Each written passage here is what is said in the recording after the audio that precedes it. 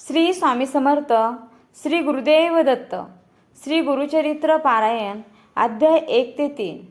पहिला दिवस. अध्याय पहिला. मंगलाचरण. ओम श्री गणेशाय नमः. श्री सरस्वते नमः. श्री गुरुभवे नमः. श्री कुलदेवताय नमः. श्रीपाद श्री वल्लभ श्री नृसिंह सरस्वती दत्तात्रेय सद्गुरुभवे नमः. हे ओंकार स्वरूपा गणेशा, विघ्नहर्त्या पार्वती सुता गजानना, तुला माझा नमस्कार असो. तू लंबोदर, एकदंत, शूर्पकर्ण इत्यादी नावांनी प्रसिद्ध आहेस. तुझ्या हलणाऱ्या कानांपासून जो वारा निर्माण होतो त्या वाऱ्याने तुझ्या सर्व भक्तांची सर्व संकटे दूर होतात आणि म्हणून तुला विघ्नांतक, विघ्नहर्ता असे म्हणतात. तप्त सुवर्णाप्रमाणे असलेले तुझे मुख शोभून दिसते. उगवत्या सूर्याप्रमाणे असलेले त्याचे ते सर्वत्र पसरते. संकटरूपी अरण्ये तोडून टाकण्यासाठी तू हातात परशु धारण केला आहेस. तू नागबंध म्हणजे सर्पाचा कमरपट्टा आणि सर्पाची यज्ञोपवीत धारण केले आहेस. हे शूर्पभुज विशाल नेत्र विनायका, तू या विश्वाची सर्व संकटे नाहीशी करून त्यांचा सांभाळ करतोस. जे लोक तुझे चिंतन नामस्मरण करतात त्यांना कोणत्याही संकटाची बाधा होत नाही. त्यांचे सर्व मनोरथ तात्काळ सिद्धीला जातात. कोणत्याही मंगल कार्याच्या आरंभी सर्वप्रथम तुलाच वंदन केले जाते. हे लंबोदर गणेशा, तू 14 विद्यांचा म्हणजे 4 वेद, 6 वेदांगे, पुराणे, मीमांसा, न्यायशास्त्र व धर्मशास्त्र यांचा स्वामी आहेस. तू वेदशास्त्रे, पुराणे यांचे लेखन केले आहेस आणि म्हणून तर ब्रह्मादी सर्व देव तुझे स्तवन करतात. हे गणेशा, अजिंक्य, अवध्या अशा त्रिपुरासुराचा वध करण्यापूर्वी भगवान शंकराने तुझे स्तवन केले होते.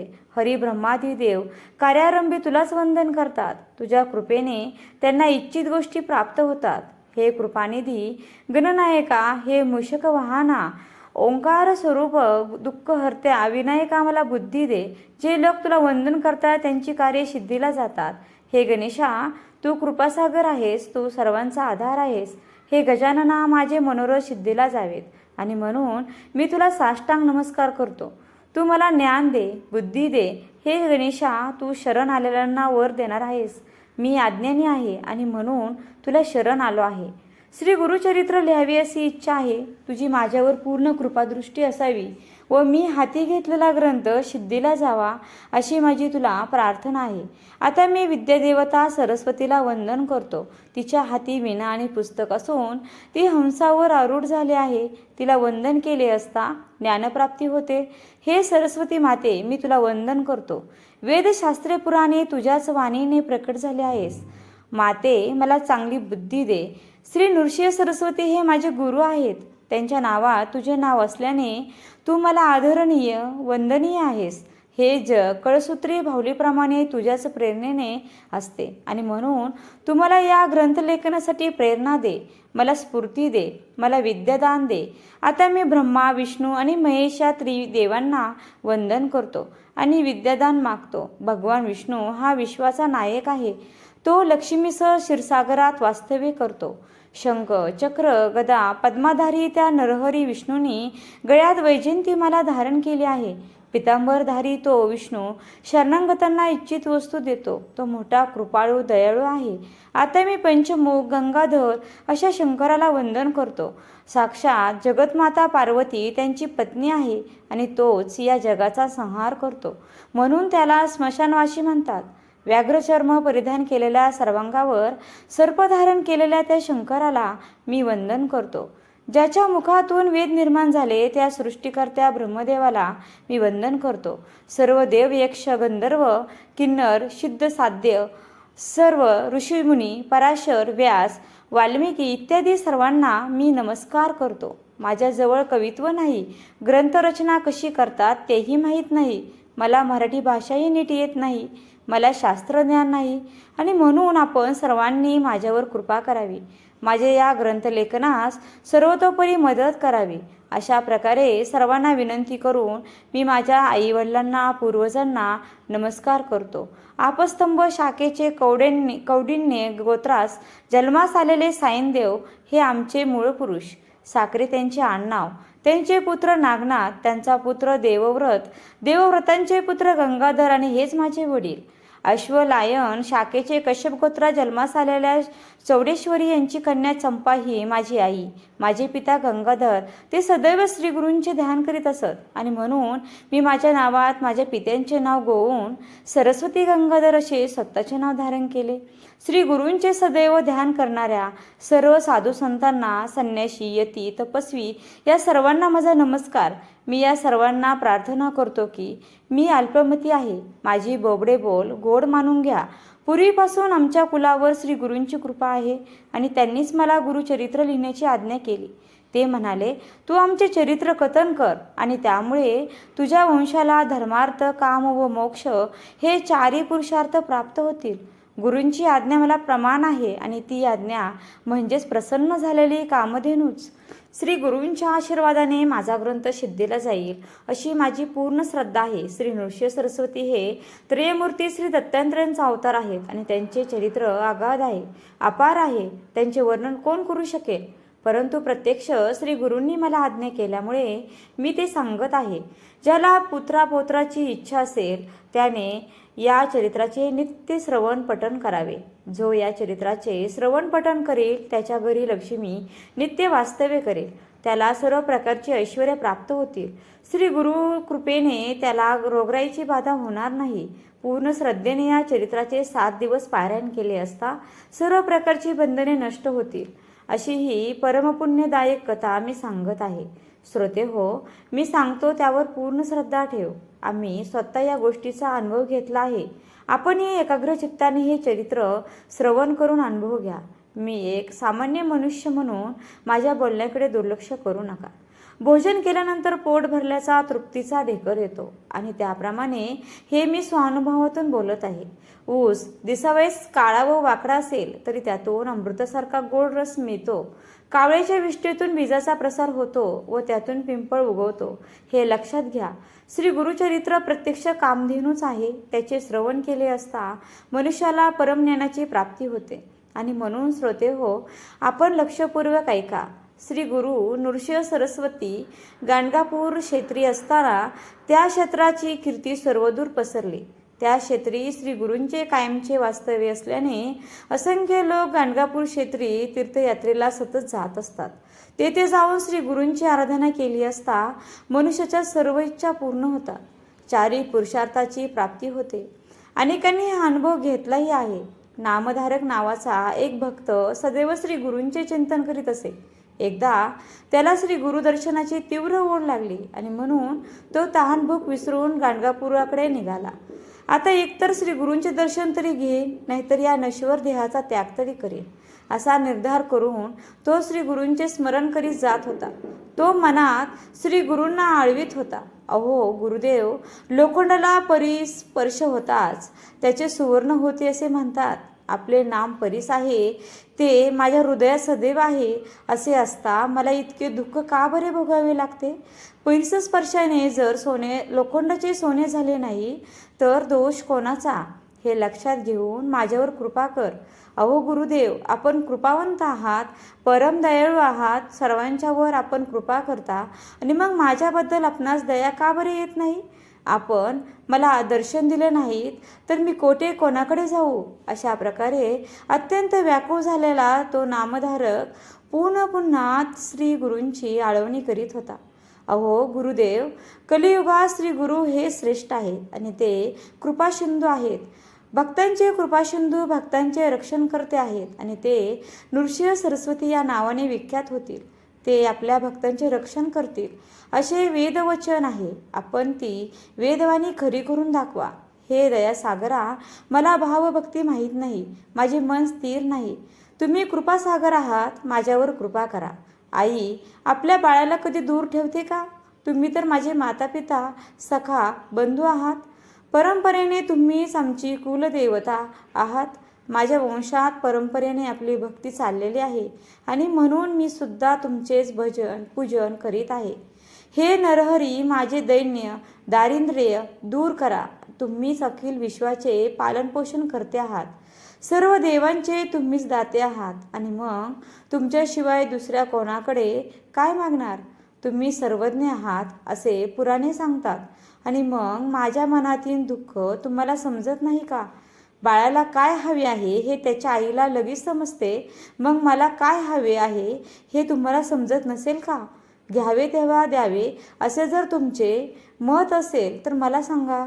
दैत्यबळीने संपूर्ण पृथ्वी तुम्हाला दिली, त्याला तुम्ही पाताळ लोकात पाठवले. तुम्ही श्री रामावतारात विभीषणाला लंकेचे राज्य दिले, त्यांनी तुम्हाला काय दिले? ध्रुवाला तुम्ही अढळपद दिलेत, त्याने तुम्हाला काय दिले? श्री परशुराम अवतारी सर्व पृथ्वी निक्षत्रिय करून ब्राह्मणांना दिली, त्यांनी तुम्हाला काय दिले?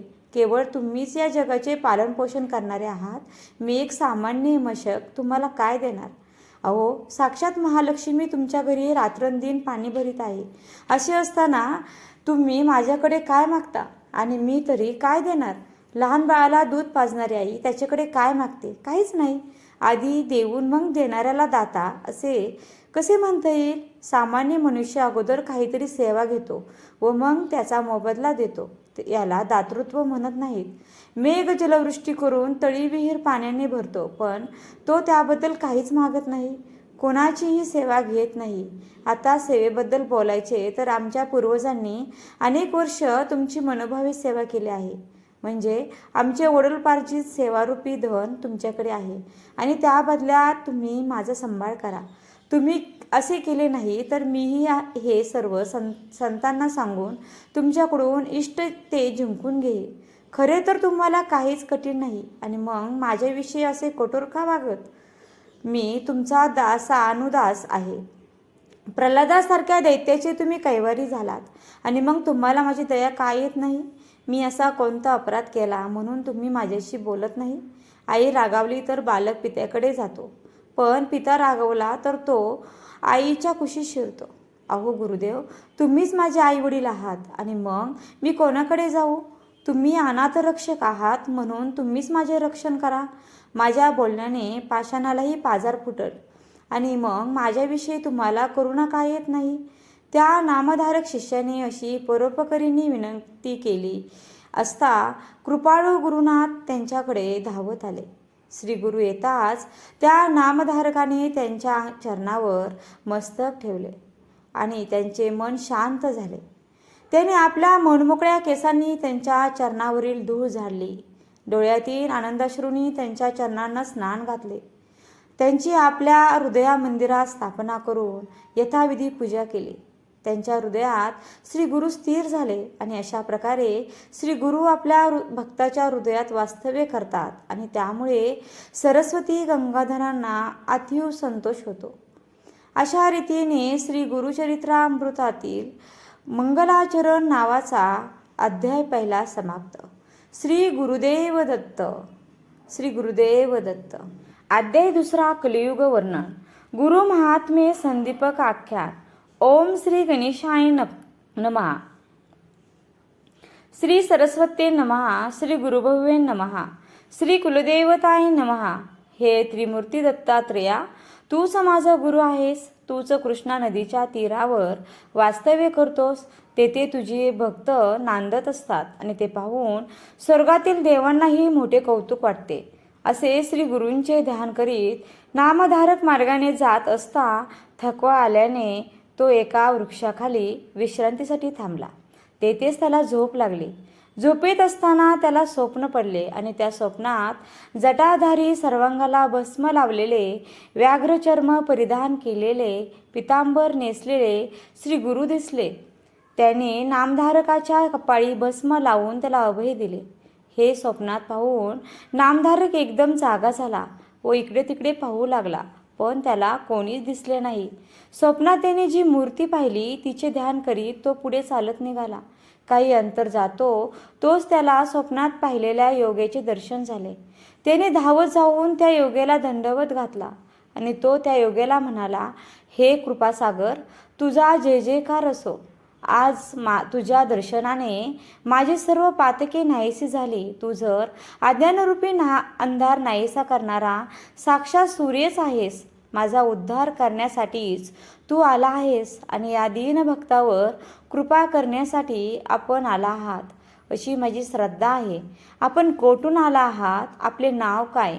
आपण कोठे राहता? नामधारकाने असे विचारले असता ते सिद्धयोगी म्हणाले, मी स्वर्ग आणि पृथ्वीवर तीर्थयात्रा करीत फिरतो आहे. माझे गुरु श्री नृसिंह सरस्वती, भीमा, अमरजा नद्यांच्या संगमावरील श्री क्षेत्र गाणगापूर येथे असतात आणि ते त्रिमूर्ती श्री दत्तात्रेयांचे अवतार आहेत. आपल्या भक्ताच्या उद्धारासाठीच ते पृथ्वीवरती अवतीर्ण झाले आहेत. त्यांच्या भक्तांना दुःख दारिद्र्य कधीही येत नाही. त्यांच्या घरी लक्ष्मीचा सदैव निवास असतो. त्यांचे घर धन धान्यांनी गोधानादी अष्टेश्वराने भरलेले असते. सिद्ध मुनींनी असे सांगितले असता नामधारक म्हणाले, मी सुद्धा त्या श्रीगुरूंचे सदैव ध्यान करीत असतो. आमच्या वंशात त्यांचीच भक्ती उपासना परंपरेने चालत आली आहे. असे असताना माझ्याच नशिबी ही कष्टदशा का बरे? माझे नशीब थोर म्हणून आज तुम्ही मला भेटलात. तुम्हीच माझे तारक आहात. आता कृपा करून माझ्या संशयाचे निराकरण करा.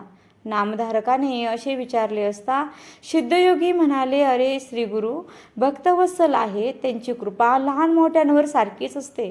ज्यावर गुरुकृपा आहे त्याला कसलेही दुःख असू शकत नाही. गुरुकृपा झालेला मनुष्य काळालाही जिंकतो. सर्व देवदेवता त्याला वश होतात. अशी श्री गुरूंची तू भक्ती करतोस आणि तरीही आपण दीनदुःखी आहोत असे सांगतोस. याचा अर्थ हाच की तुझी त्यांच्यावर दृढ भक्ती नाही, श्रद्धा नाही आणि म्हणून तुला नाना प्रकारचे दुःखे भोगावी लागत आहेत. श्री गुरु दत्तात्रेय ब्रह्मा विष्णुमय स्वरूप आहेत आणि त्यांची मनभावी उपासना केली असता ते सर्व काही देतात आणि म्हणून तू त्यांच्यावर दृढ श्रद्धा ठेव. आणखी एक लक्षात ठेव, जर हरांचा कोप झाला तर श्री गुरु आपल्या भक्तांचे रक्षण करतात. पण श्री गुरु जर कोपले तर हरिहर सुद्धा रक्षण करू शकत नाही. सिद्धांनी असे सांगितले असता नामधारकाने मोठ्या भक्तिभावाने त्यांच्या चरणांना वंदन केले आणि मग तो हात जोडून म्हणाला, स्वामी आपण सांगता त्याविषयी माझ्या मनात एक शंका आहे. श्री गुरु दत्तात्रेय हे एक ब्रह्मा विष्णुमय स्वरूप आहेत आणि ते त्रिमूर्ती आहेत. त्रिमूर्ती अवतार आहेत हे कसे काय? आपण असेही सांगितले की हरिहर कोपले तर गुरु रक्षण करतात, पण गुरुच कोपले तर कोणीही रक्षण करू शकत नाही. हे कसे काय? हे वाचन कोणत्या शास्त्रपुराणातले आहे? कृपा करून माझी ही शंका दूर करा.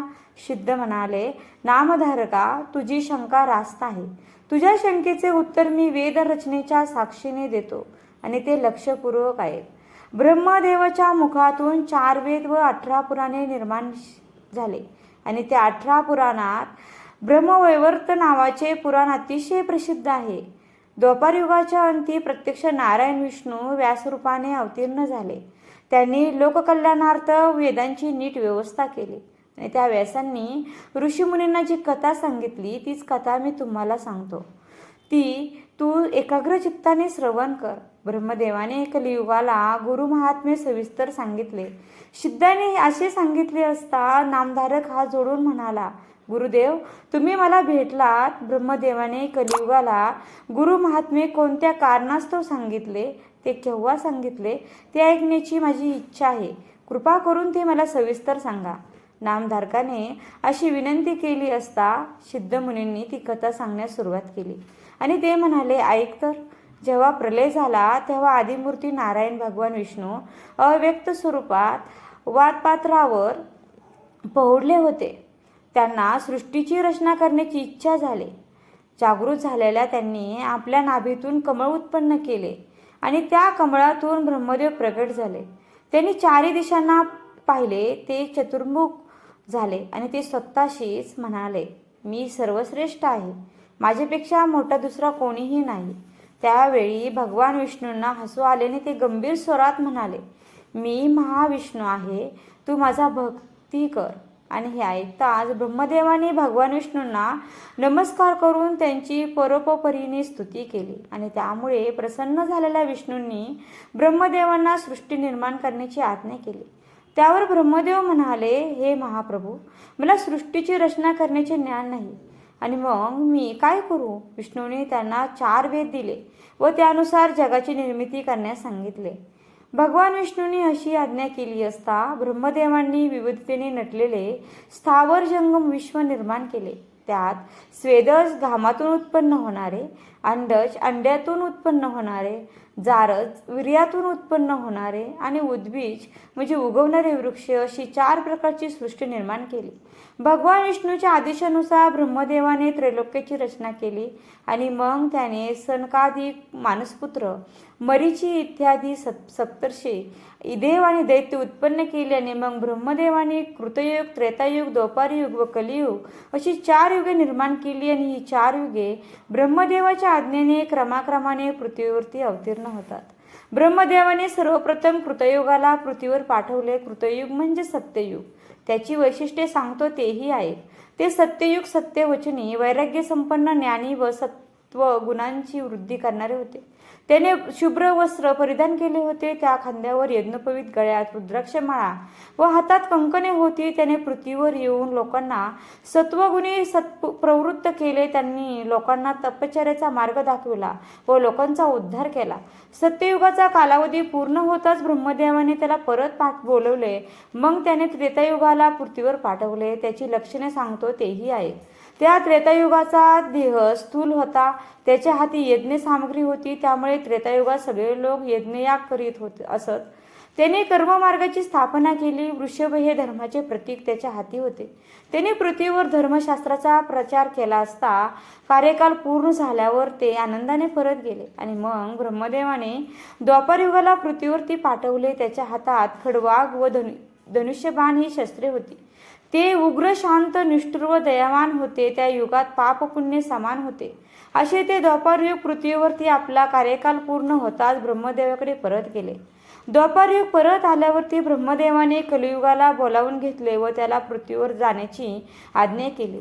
ते कलियुग अविचारी होते. पिशाच्याप्रमाणे मूक असलेले ते नग्न स्वरूपात ब्रह्मदेवासमोर प्रगट झाले. कलह आणि द्वेष यांना बरोबर घेऊन आलेल्या त्याने उजव्या हातात जीभ व डाव्या हातात शिश्र म्हणजेच लिंग धरले होते आणि ते रडत हसत शिव्या देत नाचत ब्रह्मदेवांपुढे तोंड खाली घालून उभे राहिले. त्याला पाहताच ब्रह्मदेवांना हसू आले आणि तू लिंग आणि जीभ का धरले आहेस असे विचारले असता कलियुग म्हणाले, मी सर्वांना जिंकू शकतो, पण वाणी, रसना व कामवासना यांच्यावर जे ताबा ठेवतात त्यांचे मी काहीही वाईट करू शकत नाही. ब्रह्मदेवाने त्याला पृथ्वीवर जाण्यास सांगितले आणि तेव्हा ते म्हणाले, मला पृथ्वीवर पाठवत आहात, पण माझा स्वभाव कसा आहे हे आपणास माहीत आहे का? मी पृथ्वीवर धर्माचा उच्छेद करेन. मी स्वच्छेद्य आहे आणि मी लोकांच्यात निद्रा आणि कलह माजवीन. परद्रव्याचा अपहार करणारे व परस्त्रीशी रममान होणारे हे दोघेही माझे प्राण सखे आहेत.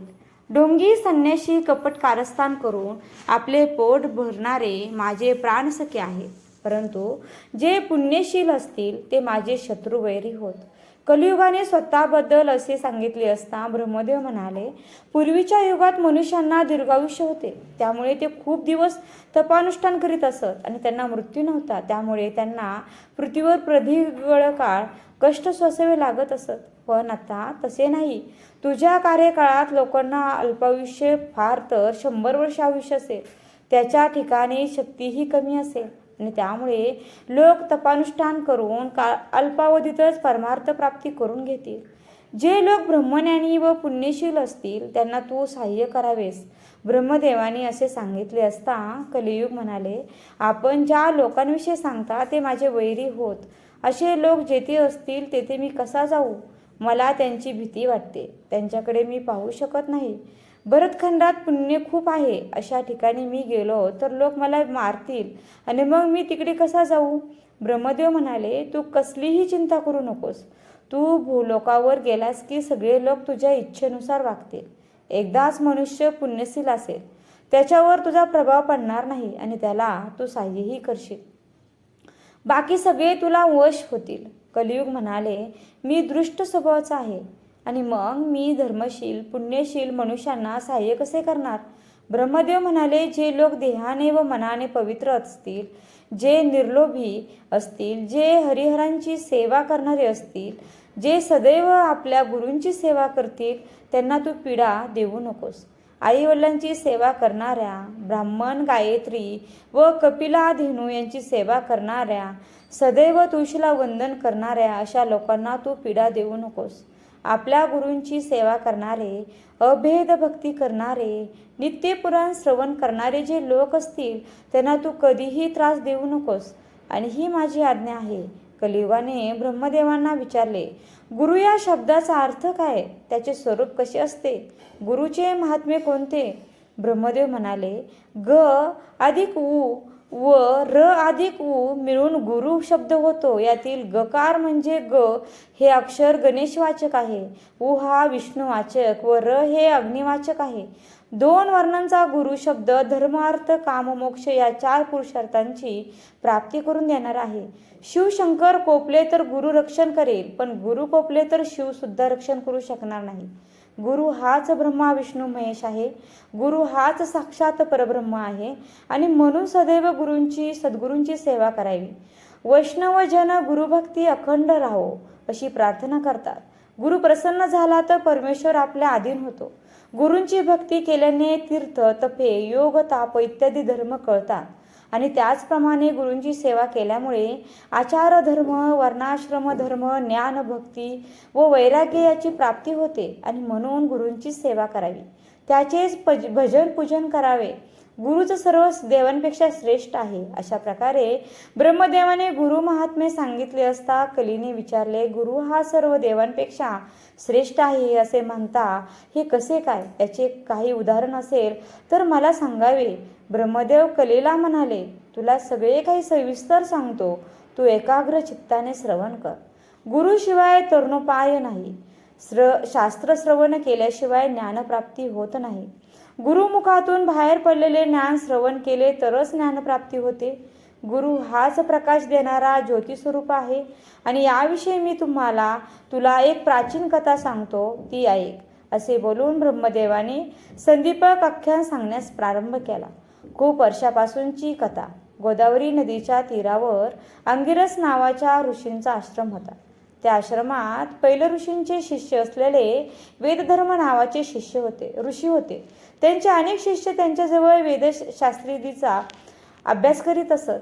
त्यात संदीपक नावाचा एक शिष्य होता. तो मोठा विद्वान होता. त्याची आपल्या गुरुवर फार भक्ती होती. तो आपल्या गुरुची अगदी मनापासून सेवा करीत असे. एकदा वेदधर्मांनी आपल्या सर्व शिष्यांची परीक्षा घ्यायचे ठरवले. त्यांनी सर्व शिष्यांना बोलावले आणि ते शिष्यांना म्हणाले, तुमचे माझ्यावर प्रेम असेल तर मी काय सांगतो ते लक्षपूर्वक ऐका. शिष्य म्हणाले, गुरुदेव, तुमचे वचन आम्हाला वेदप्रमाण आपण काय ते सांगा. वेदधर्म म्हणाले, पातकाचा नाश व्हावा म्हणून मी आजपर्यंत खूप तप केले. त्यातील पुष्कळशे पाप संपले आहे. अद्याप थोडे शिल्लक आहे आणि ते भोगल्याशिवाय संपणारही नाही. त्यासाठी काशी क्षेत्री जाऊन राहायचे असे मी ठरवले आहे. ते पापभोग माझ्या देहानेच भोगणे प्राप्त आहे. त्यावेळी तुमच्यापैकी कोण माझ्याबरोबर येऊन माझी सेवा करील ते सांगा. तुमच्यापैकी एकजण जरी माझ्याबरोबर येऊन माझी सेवा करील तर मी नक्कीच पापमुक्त होईल. वेदधर्माचे हे शब्द ऐकताच सर्व एकमेकांकडे पाहू लागले. त्यावेळी संदीपक नावाचा शिष्य म्हणाला, गुरुदेव, जो दुःखभोग आहे तो तुम्हाला भोगूनच संपवावा लागणार. आपला ध्येय सदृढ आहे तोवर तो भोग संपवावा म्हणजे देहाचा नाश होणार नाही. भोग संपल्याशिवाय मुक्ती मिळणार नाही हे मला मान्य आहे. मी आपली सेवा करण्यास तयार आहे. मी आपणास काशीला घेऊन जातो. संदीपकाचे हे बोलणे ऐकून वेदधर्म ऋषींना खूप बरे वाटले आणि ते म्हणाले, अरे बाळ संदीपका, जरा नीट विचार कर. अरे भोग भोगताना मी कुष्ठरोगी होईल, अंगहीन होईल, मी पांगळा होईल, अंध होईल. तुला माझा 21 वर्ष सांभाळ करावा लागेल. तुझी तयारी आहे का? संदीपक म्हणाला, गुरुदेव, मी तयार आहे. तुम्ही माझे काशी विश्वनाथच आहात. मग संदीपक आपल्या गुरूंना घेऊन काशीला गेला. तेथे मणिकर्णिकेच्या उत्तरेस काम बालेश्वराजवळ ते राहिले. तेथे मणिकर्णिकेत स्नान व विश्वनाथांची पूजा असा त्यांचा नित्यनेम होता. असेच काही दिवस गेल्याने वेदधर्माच्या शरीरात बदल होऊ लागला होता. त्याचे शरीर कुष्ठरोगाने भरले. त्याची दृष्टी गेली. सगळे अवयव विद्रूप दिसू लागले. त्यांना धड चालताही येईना. पण संदीपक त्यांच्या सेवेत काहीही कमी करत नसे. तो त्यांचे कपडे धुत असे, त्यांना स्नान घालीत असे, त्यांना बिछाना घालीत असे. पण महाव्याधीने त्रस्त झालेले गुरु संदीपकाला उलटसुलट आज्ञा करून अत्यंत त्रास देत होते. संदीपकाने कितीही सेवा केली तरी गुरु वेदधर्म त्यांच्यावर सारखे रागावत, चिडत, सारखी कसली तरी तक्रार करीत असत. पण संदीपकाने गुरुसेवेत कसलीही खंड पडून दिला नाही. गुरुसेवा हेच त्यांचे जीव झाले होते. संदीपक भिक्षा मागून आणीत असे, पण कधी कमीच आणलीस म्हणून गुरु रागवत, पण कधी कधी गोड पदार्थ आणले नाहीत म्हणून सगळे अन्न फेकून देत असत. पण संदीपक कधीही कष्टी होत नसे. गुरूंची रात्रदिवस सेवा करण्यात त्याला आनंद होत असे. संदीपकाच्या या गुरुसेवेची कीर्ती देवांना समजली. हा गुरुभक्त आहे तरी कसा हे पाहावे म्हणून भगवान शंकर तेथे प्रकट झाले. संदीपकाची गुरुभक्ती पाहून ते प्रसन्न झाले आणि ते संदीपकाला म्हणाले, मी तुझ्यावर प्रसन्न झालो आहे. तुला हवा असेल ते वर माग. परंतु संदीपकाला स्वतःसाठी काहीच नको होते. तो आपल्या गुरूंकडे गेला आणि हात जोडून म्हणाला, गुरुदेव, भगवान शंकर प्रसन्न होऊन वर देत आहेत, तेव्हा आपण रोगमुक्त व्हावे असा वर मागू का? वेदधर्म रागावून म्हणाले, मुळीच नको. माझ्यासाठी देवांकडे कसलीही भीक मागू नकोस. संदीपक परत गेला व शंकरांना म्हणाला, मला माझ्यासाठी कोणतेही वरदान नको, माझ्या गुरूंनाही नको. आश्चर्यचकित झालेले शंकर कैलासावर परत गेले. त्यांनी सर्व देवांना हा वृत्तांत सांगितला. काही दिवसांनी भगवान विष्णू त्या गुरु शिष्यांचे दर्शन घेण्यासाठी आले. संदीपकाची ती गुरुभक्ती पाहून ते संतुष्ट झाले. संदीपकापुढे प्रकट होऊन त्याला म्हणाले, बाळा, या पृथ्वीवर तुझे इतका श्रेष्ठ गुरुभक्त मी आजपर्यंत पाहिला नाही. मी तुझ्यावरती प्रसन्न झालो आहे. तेव्हा तू काहीतरी वर मागच. तेव्हा संदीपक म्हणाला, परमेश्वरा, मला काहीही नको. तू जे देशील ते सर्व देण्यास माझे गुरुदेव समर्थ आहेत. माझे गुरु म्हणजे सर्व ज्ञान ऐश्वर्य आहे. प्रसन्न झालेले गुरु देत नाहीत असे काही नाही, म्हणून मला काही नको. आता तुम्ही जर काहीच देणार असाल तर मला उत्तम गुरुभक्ती द्या, कारण गुरुभक्ती मी सर्वश्रेष्ठ मानतो. प्रसन्न झालेले भगवान विष्णू म्हणाले, खरे आहे. जो कोणी माता पिता व गुरु यांची सेवा करतो तो एका अर्थाने आमचीच भक्ती करतो. आम्ही दिलेल्या वरदानापेक्षा गुरुभक्ती श्रेष्ठ आहे. तुझ्या ठाई गुरुभक्ती दृढ होईल असा मी तुला वर देतो. असे बोलून भगवान विष्णू गुप्त झाले आणि मग वेदधर्माने संदीपकाला विचारले, काय रे, विष्णूने तुला काय वर दिला? तेव्हा संदीपक म्हणाला, मी भगवान विष्णूंकडे उत्तम गुरुभक्तीचा वर मागून घेतला. संदीपकाच्या या बोलण्याने वेदधर्मांना अतिशय आनंद झाला आणि ते म्हणाले, संदीपका, धन्य आहे तुझी. तू काशीत चिरकाल निवास करशील. जे तुझे स्मरण करतील त्यांचे दैन्य जाऊन ते सर्व प्रकारच्या वैभवाने संपन्न होतील. तुला माझा आशीर्वाद आहे, असे ते म्हणाले आणि तोच त्यांच्या शरीरातील सर्व व्याधी नाहीशा झाल्या. त्यांचे शरीर एकदम तेजस्वी झाले. त्यांना दृष्टी आली.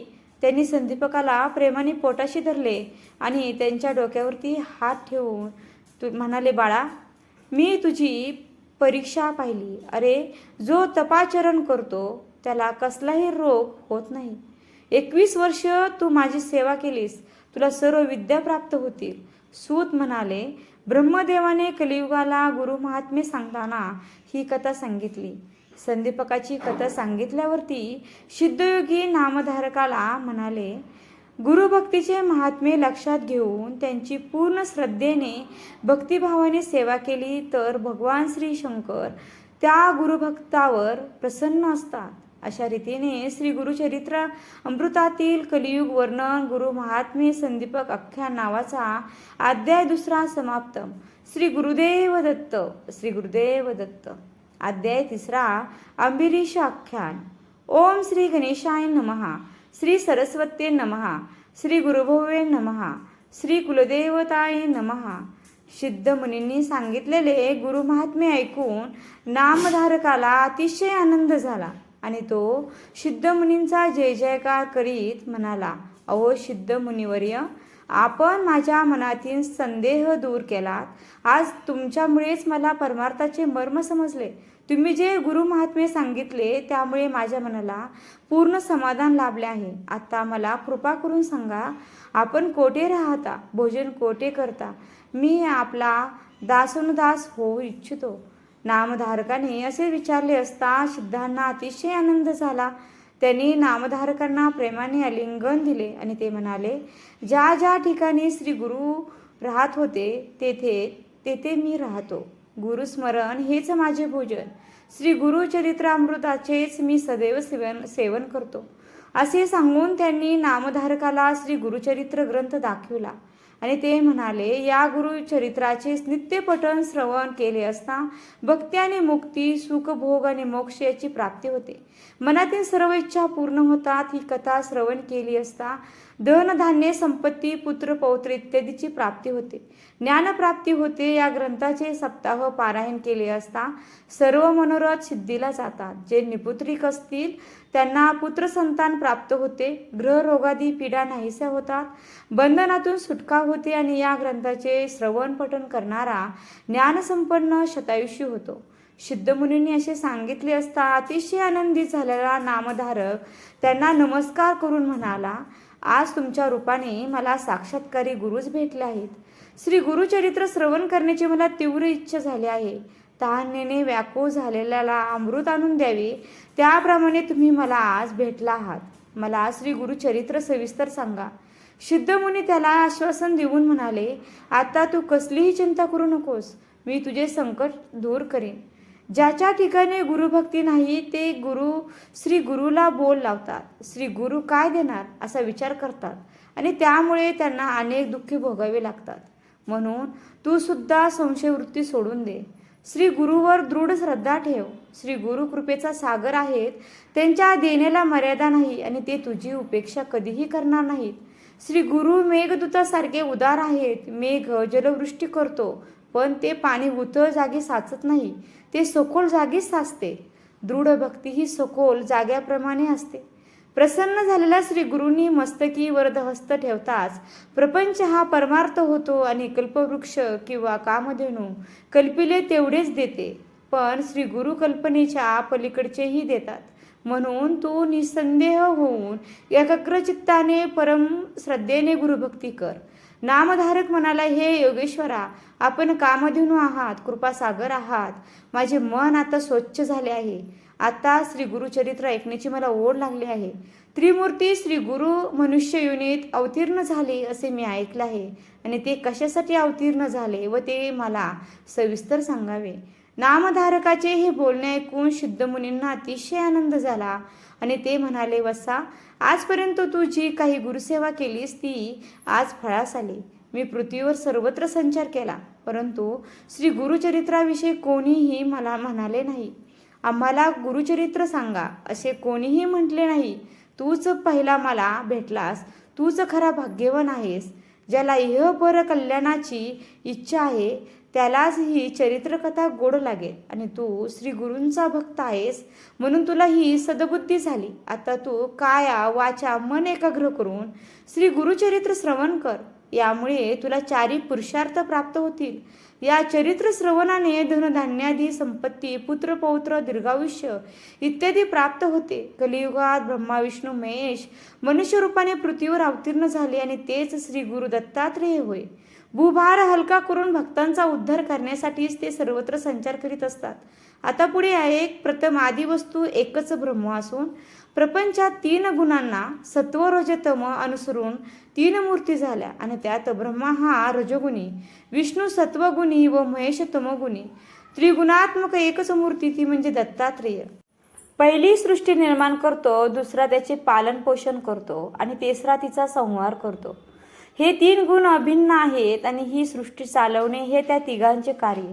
या अवताराचे कार्य व अवतार घेण्याचे कार्य याविषयी पुराणकथा आहे. तीच मी तुम्हाला सांगतो. अंबर ऋषींनी त्यांना अंबरीश असेही म्हणतात.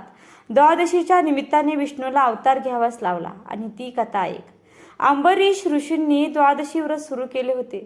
ते नित्य अतिथी अभ्यंगताची पूजा करून सर्व काळ हरिचिंतन करीत असत. त्यावेळी पारायणे फेडण्याआधी कोणी अतिथी आला तर त्याला अगोदर भोजन द्यायचे आणि मग आपण द्वादशीचे भोजन करायचे, अशी शास्त्रज्ञ आहे. अंबरीषाच्या व्रताची कीर्ती सर्वांना माहिती होती.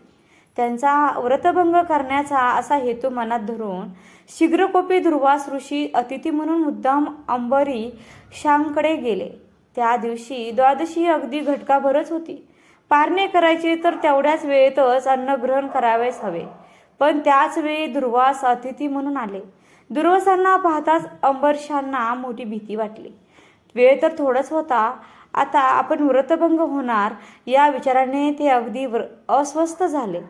कशाही परिस्थितीत अंबरीषांनी दुर्वासांचे स्वागत करून त्यांची पूजा केली. भोजनापूर्वी दुर्वास स्नानसंध्यादी भोजनासाठी नदीवरती गेले. सत्वर परत या असे अंबरीषांनी त्यांना सांगितले. इकडे द्वादशी तिथी संपण्याची वेळ झाली तरीही दुर्वासांचा पत्ताच नव्हता. शेवटी व्रतभंग होऊ नये म्हणून अंबरीषांनी केवळ एकच आचमन करून पारायणे केले. अतिथीच्या जागेवर भोजनाचे पान वाढवून ठेवले. थोड्याच वेळाने दुर्वास आले. त्यांना सगळा प्रकार समजला. अंबरीषांकडे रागाने पाहून म्हणाले, अरे दुरात्म्या, अतिथीने भोजन करण्याआधीच तू भोजन केलेस? थांब, मी तुला शाप देतो. आणि हे शब्द ऐकताच अंबरीष घाबरले. त्यांनी अत्यंत कळवळून भगवान विष्णूंचा धावा केला. शीघ्रकोपी दुर्वासांच्या मुखातून शापवाणी बाहेर पडली. अरे दुरात्म्या, माझ्या आधी तू भोजन केलेस. माझा तू अक्षम्य अपराध केला आहेस आणि या अपराधाबद्दल तुला सर्व योनीत जन्म घ्यावा लागेल. ही शापवाणी ऐकताच अंबरीष दुःखाने रडू लागले. त्याच क्षणी भक्तवत्सल भगवान विष्णू प्रकट झाले आणि ते दुर्वासांना म्हणाले, मुनिवर्य, तुम्ही माझ्या भक्ताला शाप दिलात, पण मी त्याचे रक्षण करणार आहे आणि तो शाप मी स्वतः भोगीन. दुर्वास हे परमज्ञानी होते. ते ईश्वराचा अवतार होते. क्रोधी होते तरी ते उपकारी होते. त्यांनी विचार केला, या भूलोकी युगानुयुगे तपश्चर्या केली तरी सुद्धा श्री हरिचरणाचे दर्शन होत नाही. आता या शापाच्या निमित्ताने तो भक्तजनांचे रक्षण करण्यासाठी लक्ष्मीसह अवतार घेईल. दुष्ट दुर्जनांचा नाश करून संत संजनाचे रक्षण करेल. आणि मग ते भगवान विष्णूंना म्हणाले, हे श्रीहरी, तू पूर्ण ब्रह्म विश्वात्मा आहेस. तू परोपकारासाठी शाप भक्तांना विविध स्थानी, विविध वेळी, विविध योनीत असे 10 अवतार घे.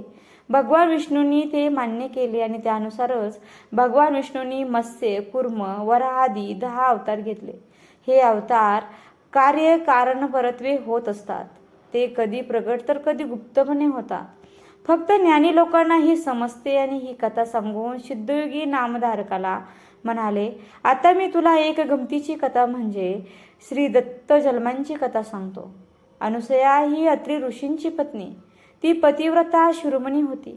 तिच्या घरी ब्रह्मा विष्णू महेश हे त्रिदेव कपटवेश धारण करून आले. परंतु अनुसयेच्या तप सामर्थ्यामुळे तिच्या घरी तिचा बाळे म्हणून जन्मास आले. हे ऐकून आश्चर्यचकित झालेला नामधारक म्हणाला, ते त्रिदेव कपटवेश धारण करून अनुसयाच्या घरी कशासाठी आले होते? त्यावेळी त्याची बाळे कशी झाली? आणि अत्री ऋषी पूर्वी कोण होते? त्यांचा मूळ पुरुष कोण? हे सगळे मला सविस्तर सांगा. आणि अशा रीतीने श्री गुरुचरित्रातील अंबरीष आख्यान नावाचा अध्याय 3 समाप्त. श्री गुरुदेव समर्थ. धन्यवाद. श्री स्वामी समर्थ.